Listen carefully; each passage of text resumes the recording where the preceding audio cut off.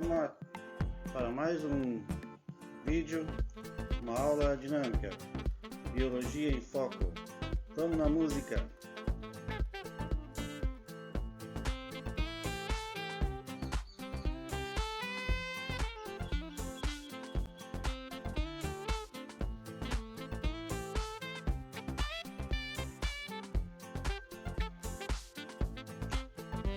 Foca no estudo.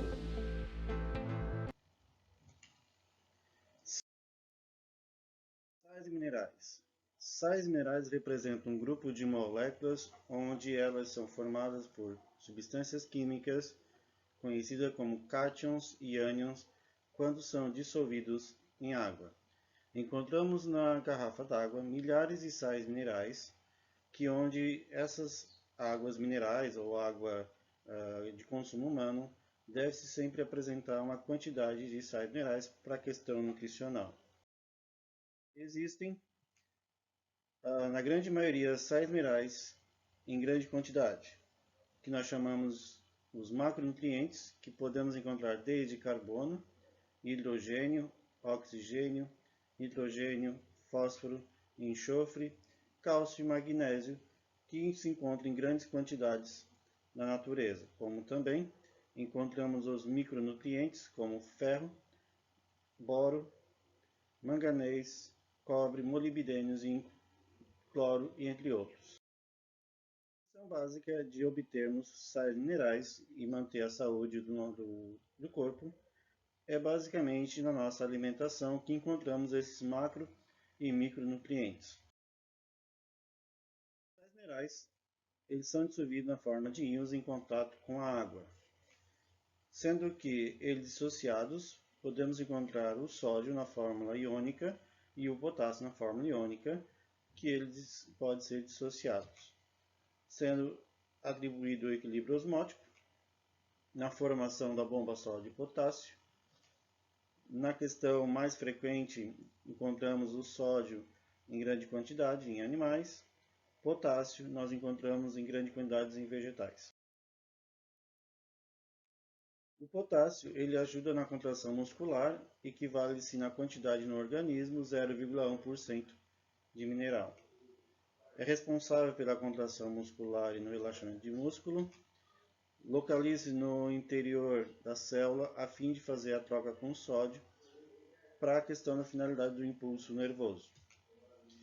Esse impulso nervoso, no caso, pela associação do sódio e potássio, ele envia o estímulo elétrico para o cérebro, que dá uma resposta ao músculo que permite que ele possa se contrair e ao mesmo tempo relaxar. O processo só não ocorre nos movimentos voluntários, mas também no batimento cardíaco. Se houver falta ou excesso de potássio, o coração pode parar.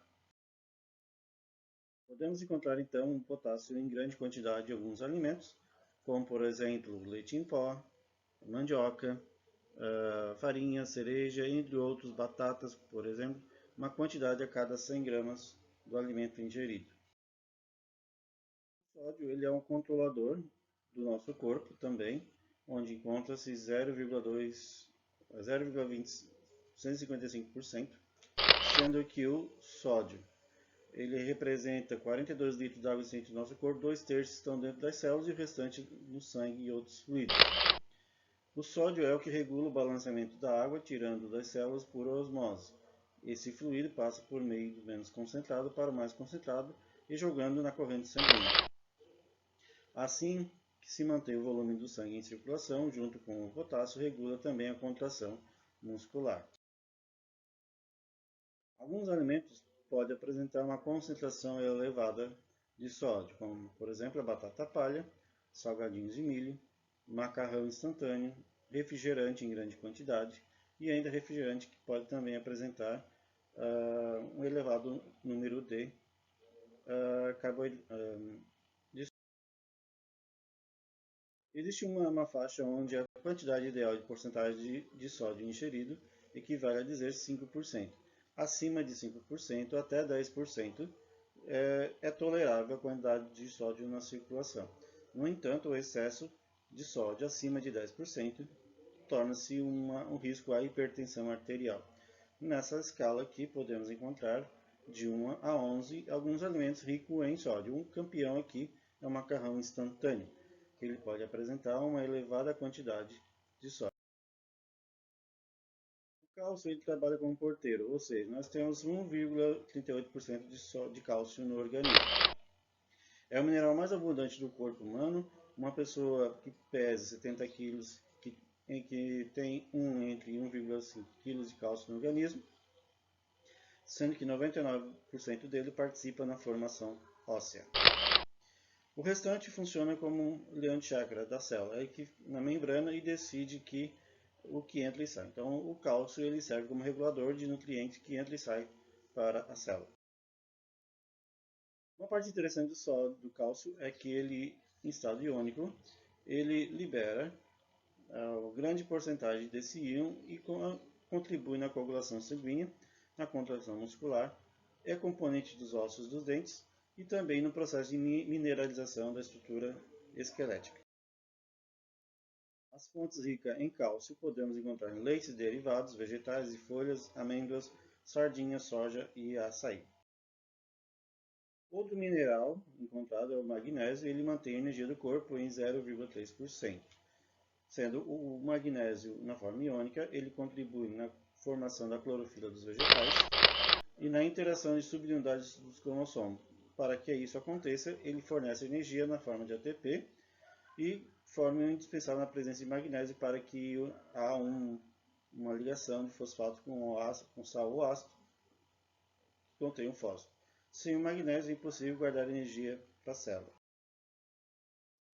Aqui nós temos então várias fontes de magnésio, como por exemplo de peixes, derivados vegetais, além de frutos do mar e até mesmo cereais.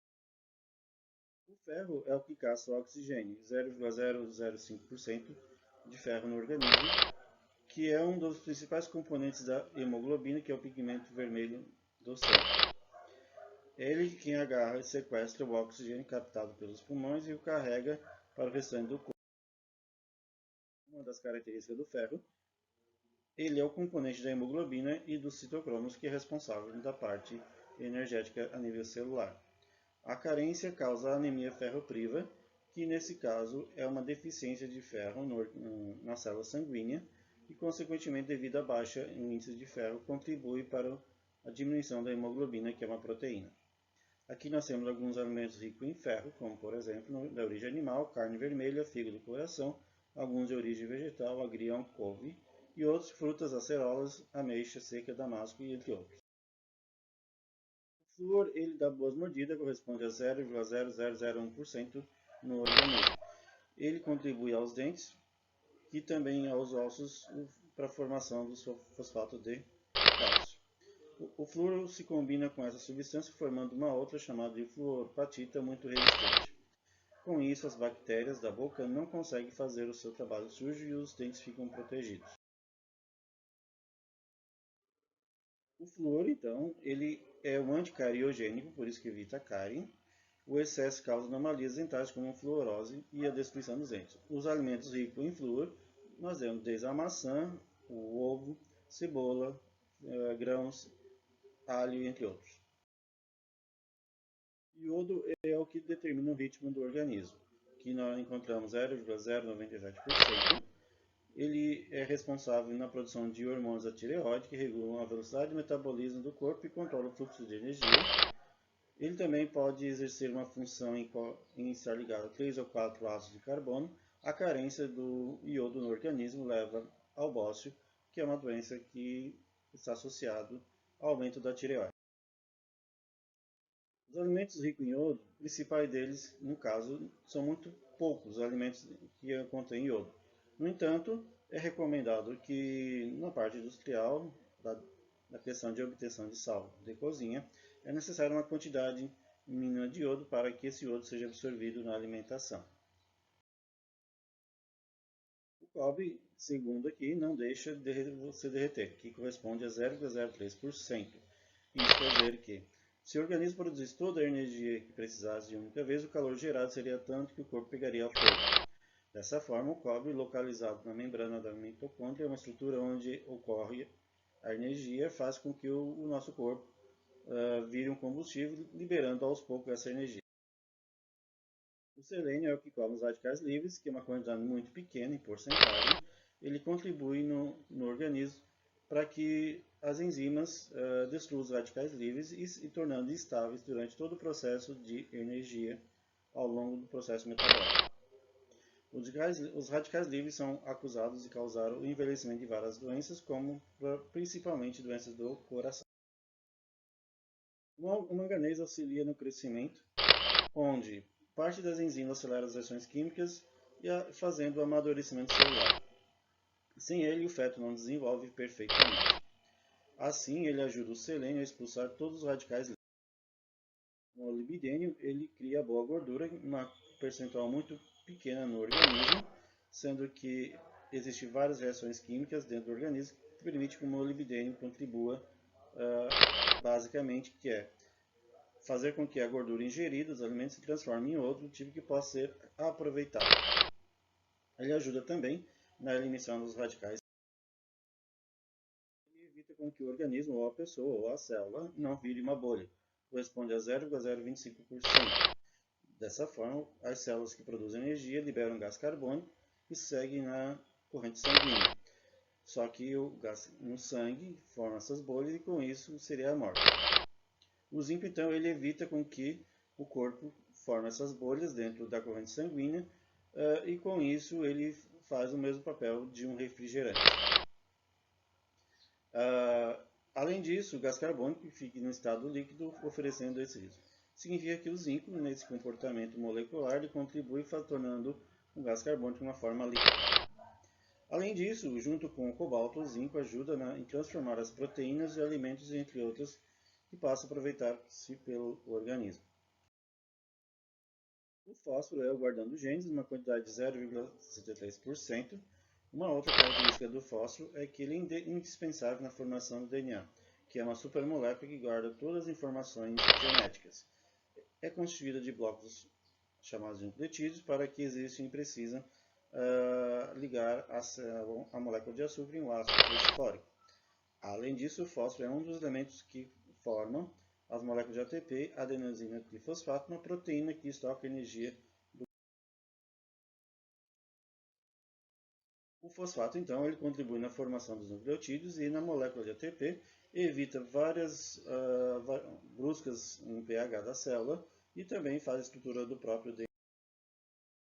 O cobalto encontra-se nas vitaminas, em uma grande parte, uma quantidade muito pequena, 0,04%.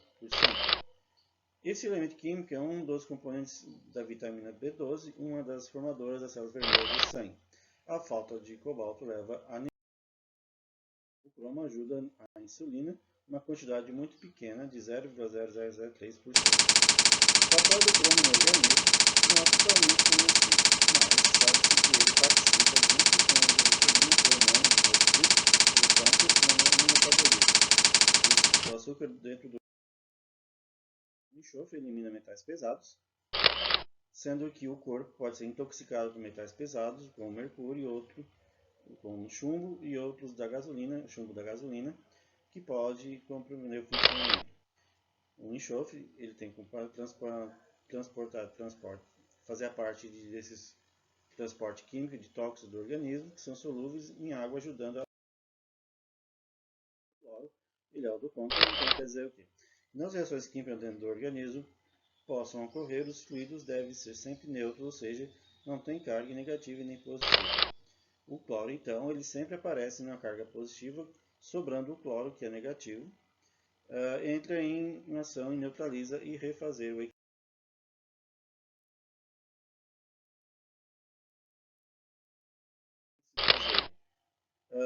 Temos em grande quantidade de oxigênio circulante no organismo, 61,5%, entre hidrogênio, nitrogênio e carbono, cloro, magnésio, cromo e iodo, cobalto, entre outros, ferro, molibdênio.